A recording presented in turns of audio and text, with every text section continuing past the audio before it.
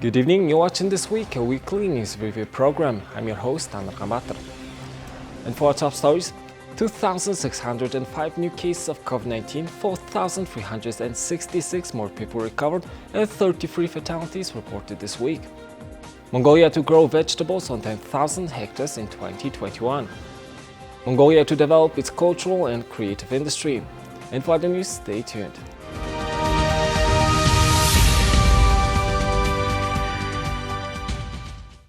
2,605 new cases of COVID-19 have been confirmed from 17th to 21st of May, and 4,366 people have recovered and were transferred to home isolation. 37,000 were tested during that period, and as of Friday, the total number of cases is now 51,247, of whom 88% have fully recovered. 7% of the people were tested positive for COVID-19 during this week. This indicates that the risk of the virus is still high. The Ministry of Health has warned that the nationwide vaccinations will not be effective if people do not follow health and safety recommendations. Out of the 4,000 patients who are currently undergoing treatment, 105 people are in critical condition. Infection has dropped in recent days. There have been reported 33 fatalities this week, bringing the total number of fatalities to 240. One person died due to the severe brain injury, bringing the total number of non-COVID deaths to 13. On Tuesday, the Prime Minister of Mongolia, met with the representatives of the creative and cultural sector at the National Center for Cultural Heritage to discuss the development of the Mongolian creative industry. He expressed his support for any cultural activities and contents that reflects history, culture, customs, and heritage by creating a favorable legal environment and tax policy. He noted that creative industry and production of cultural contents can earn as much as major other export industries like mining. Relevant ministries, government agencies, and the private sector will start working in their respective areas to attract Hollywood movie makers to Mongolia by 2024. He later added that related expenses will be included in the state budget. He urged that Mongolian contents like the Nadam Festival could be shown to an international audience through international platforms like Netflix. The founder of the Mongolian Association for Contemporary Art, CEO of Michelle Mazanko Fashion Design Company, founder and director of the Playtime Live Music Festival, and film producers attended the discussion. The Prime Minister of Mongolia also got acquainted with the process of registration, preservation, protection, and restoration of cultural heritage. Recently, Tree Planting Day was marked nationwide. Recognizing the importance of this campaign, Ulaanbaatar residents have started planting trees for a greener city. Agima, a resident of 34th Horo in Seongun-Harkhon district, started planting trees in her yard 10 years ago. She now has a yard full of trees that gave her shade she can rest in. The first tree planted for the Trees in Every Yard campaign was planted in her yard, which has become a model for greener yards in her neighborhood. First, I planted this cottonwood tree, and now I've got all these trees. There are around 10 types of berry trees and business in my yard, including barberry, bird cherry, and gooseberry. Now some of the trees have yielded fruit. For instance, my black currant tree has produced berries. To have a green garden, you have to take care of it like it's a baby. Since the launch of tree planting campaigns nationwide, a total of 13 million trees have been planted. However, the care of newly planted trees is often neglected. The households that joined the Trees in Every Yard campaign received a certificate for their participation. There are 2 tree breeding centers, one in Gyeongsum of Tu province and one in Damtarja in Ulaanbaatar. This year, we are giving out 25,000 seedlings to households free of charge. Also, certificates to hand out to households have been initiated by the Ministry of Nature, Environment and Tourism this year. We are aware of the need to provide households with seedlings in order to intensify tree planting around the country and are planning to hand out 200,000 seedlings next year. Incentives are offered to encourage the public to actively take part in the effort to create a greener environment. A working group has been appointed to create a reward system for active citizens and entities that have planted trees successfully. In most settled areas, it is considered normal to have 9 square meters of green space per person. However, in Mongolia's settled areas, there is an average of 6 square meters of green space per resident. Starting next year, the ministry's campaign will take place in the provinces. May 18th is International Museum Day. Since the start of the pandemic, museums in Ulaanbaatar have been rapidly shifting to creating digital exhibitions and tours to reach wider audiences. This year, Museum Day is being celebrated with various online events.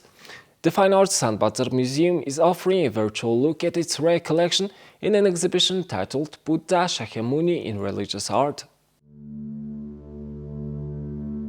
This year, International Museum Day is being celebrated under the theme The Future of Museums, Recover and Reimagine, highlighting the new digital era museums are entering. Adapting to current lifestyles and digital trends, museums in Mongolia are developing their social media presence and creating virtual outreach programs. To commemorate Museum Day, the Fine Arts Ulaanbaatar Museum is presenting Buddha Shakyamuni in Religious Art online for the public. Ulaanbaatar Fine Arts Museum faced several closures during the pandemic, and we had to adapt to the new situation and implement new changes to the way we operate. So one of those things is reflected in this exhibition, which we are opening in this hybrid format. So during this week, we are opening it as an online exhibition, and when public and cultural institutions reopen, the public can visit this exhibition in person. The exhibition includes tanka paintings, silk applique, and sculptures from the 17th through 20th centuries, all depicting Buddha and subjects related to his life and teachings. Most of the works in this exhibition are being presented to the public for the first time. The museum will welcome visitors when the state of emergency is lifted. Until then, the team is preparing to give visitors an advanced museum experience with AR and VR technologies. Vaccination at the Altenbolg border crossing in Sileng province is intensifying. The province's general hospitals have managed to cover 94% of the region's vaccination target. The Altenbolg border crossing operates 24 hours a day. On average, 1,500 to 2,000 passengers and 500 to 700 vehicles pass through the port daily. During peak season in June through August, 2,500 to 3,000 passengers and 800 to 1,000 vehicles pass through the port daily. 2 general hospitals in Sileng province and Mandasum provide medical care and services to province residents. So far, 94.2% of the province's target group for vaccination has received their first dose of vaccine, while 15,000 people have received their second dose of a vaccine. As the population in Sukhparar, Mandal and Altenbolg SUMs are relatively high, we have deployed staff and doctors from other SUMs. First shots were administered to 15,000 people in just 4 days. Second doses are being administered in May. Currently, we have administered a total of 57,000 COVID-19 vaccines. According to officials, vaccination is expected to be completed by June 10th. Officials say this is an important step for the reopening of the border and resuming the normal operations of freight and passenger traffic. According to a government decree, freight transport for all products and consumer goods was allowed to resume on February 23rd. However, foreign truck drivers have not been allowed to freely enter the country and are being isolated at special infection control zone. The Archangel province's Arkansas grows 10% of the domestically produced vegetables consumed in the Mongolian market. Due to the spread of COVID-19, lockdowns and colder weather, spring sowing was delayed for about a month.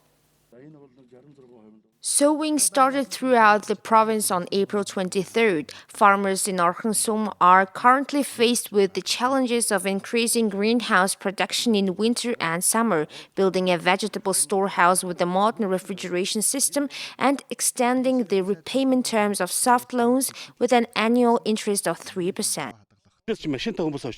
People complain about increased prices for vegetables. Usually, farmers transport their products to major markets like bars. Then wholesalers deliver vegetables to supermarket chains. So vegetables pass through several steps before reaching consumers. I currently grow vegetables on 15 hectares. I have to pay back a loan of 40 million Mongolian tugrus. Of course, it will take a lot of effort to repay it. Small farmers also need bioclimatic cellars or other storehouses because some vegetables like beets, carrots, and cabbage should be stored cold, while other vegetables, for example potatoes, can be stored at a temperature above 0 degrees. Spring sowing is currently at 3.5% completion on 2,760 hectares in the Ahunda area of Zumbrunsom. An irrigation system will be installed as part of an agricultural project being implemented by the Ministry of Food, Agriculture and Light Industry. The project is funded by Asian Development Bank and the Japan Fund of Poverty Reduction.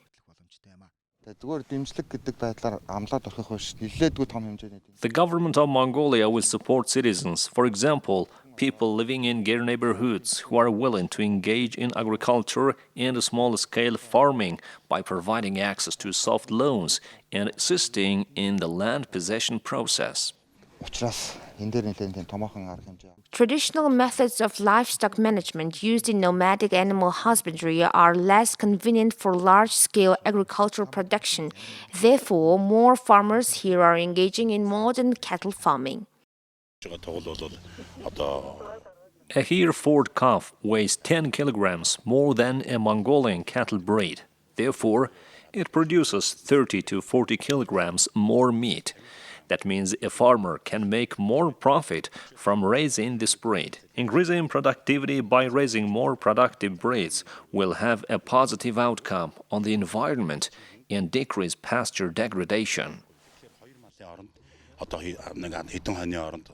This farm also works on raising the local seedling breed of cattle while experimenting in crossbreeding with Herefords to create cattle that produces more meat.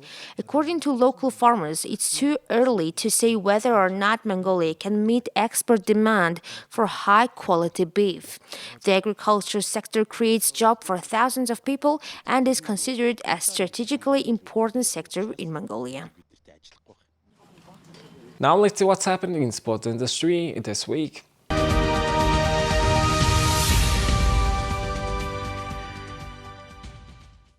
A regular meeting of the National Olympic Committee was held to get acquainted with the activities of the physical culture and sports sector and the preparation of the national team to represent Mongolia at the Olympics and Paralympic Games.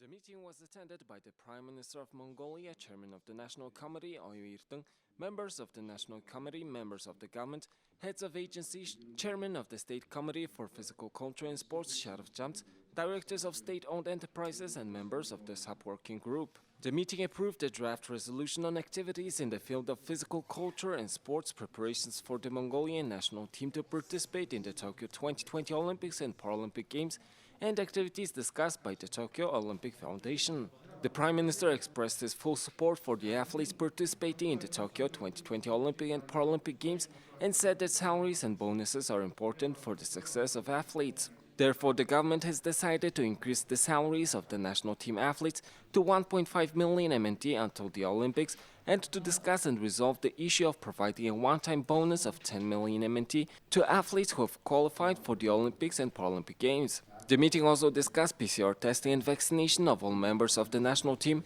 and Mongolia's Olympic and Paralympic teams. To take organizational measures to make sure and support the inclusion of the team representing Mongolia in the Olympic qualifiers, the Olympic and Paralympic Games in special and international flights. Support the training of the national team preparing for the Tokyo 2020 Olympic and Paralympic Games in order to prevent COVID-19 and reduce the risk by establishing isolation zones in strict accordance with the relevant legislation on disinfection, infection and protection regimes. The draft resolution was discussed and approved by all the members of the National Committee. Ahead of the much debated Tokyo 2020 Olympics, the International Olympic Committee has received a request from the World Players Association to urgently guarantee world-class COVID-19 protections if this year's games are to be held safely. The International Olympic Committee protocols lack the same rigor and resources seen in professional team sports, says the World Players Association, which represents athletes globally. Tokyo is set to host the Games, delayed by a year due to the coronavirus pandemic. But Tokyo is under a state of emergency because of a rise in cases. That state of emergency is set to remain in place until the end of May, with the Olympics scheduled to start on July the 23rd. Brandon Schwab, the World Players Association Executive Director, said, despite having the benefit of time, knowledge, and experience to prepare for this year's Olympics, it's alarming that so close to the planned opening, the International Olympic Committee's measures fall so far behind the required standards. Organizers have created playbooks that lay out guidelines for the Games, including daily testing. On Wednesday, the International Olympic Committee President Thomas Bach said that he would ease the burden on local medical systems during the Tokyo Olympics. He added that national Olympic committees will be asked to arrange their own medical staff where possible and that the Games will be safe for the Japanese public. Also speaking on Wednesday, the Swedish Olympic Committee's chief executive, Peter Reinebo, said the Games could become a turning point in the global pandemic. Tokyo and several regions of Japan were under a state of emergency as a test event was staged at an empty Olympic stadium earlier this month, while a small protest took place outside, calling for the Games to be cancelled. Well, that's all for this week. We will see you next week with more news and updates. Have a nice weekend. Goodbye.